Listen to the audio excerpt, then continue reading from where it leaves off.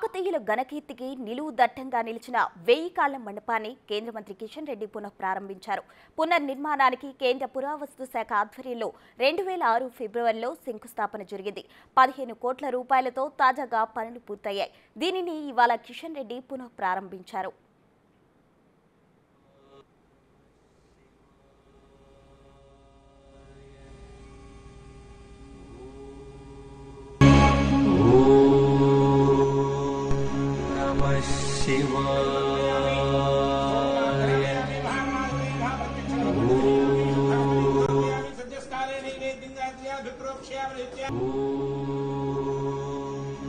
Namah Shivaya.